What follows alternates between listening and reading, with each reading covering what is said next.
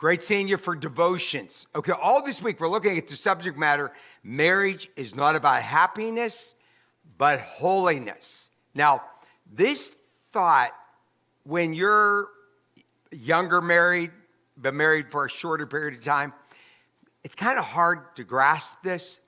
But if you have been a Christian couple, both of you have known the Lord for years, this means a lot.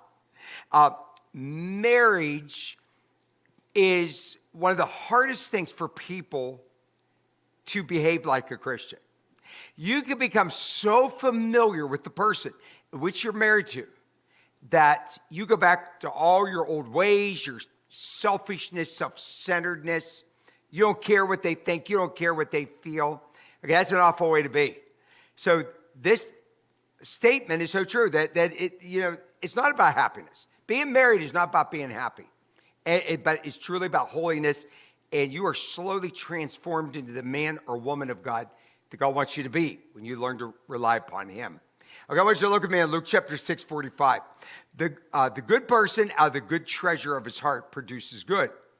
The evil person out of his evil treasure produces evil. For out of the abundance of the heart, his mouth speaks.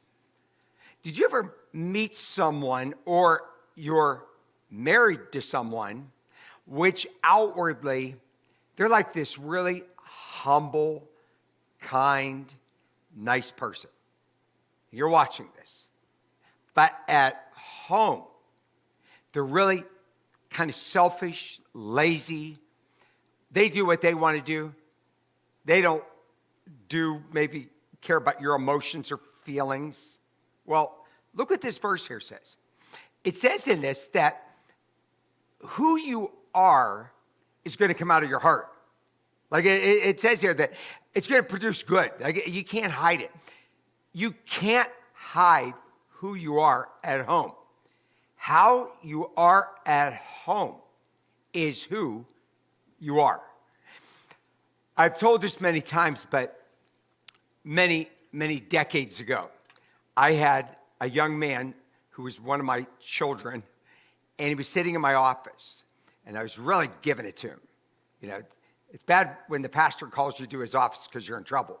But when the pastor's your dad, it's like, double trouble here. And as I was giving it to him, he looked at me, this young teenage boy, and he said, "You are not the person at home like you are at church." This had to be one of the most cutting things to my heart that anybody ever said to me. I took it to heart. I really thought about that. I thought, am I somebody different in church than I am at home? Okay, and I realized I was. And I realized I wanted to be the same person everywhere. So I wanted to be a good Christian man, a good pastor at home, and not to be different. I mean, you want to be the man, woman God has called you to be. Look at your relationship will reveal the undesirable part of us that we don't want to see. I made mention of this over the weekend, that when your relationship will bring out the real you at times, which sometimes is really ugly, and our relationship with our spouse or relationship with that person in which we are so close to, closest person, is a mirror of who we really are in the way that we behave.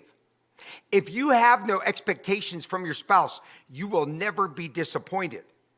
So I talked over the weekend that if you want to be a really good husband or wife, you have to have a servant spirit, and we're to serve our spouse. We're not to look out of getting something from our spouse, but only what we can give our spouse. Romans 12:10, love one another with a brotherly affection. Outdo one another in showing honor. So with your spouse, you want to outlove them. You want to outserve them.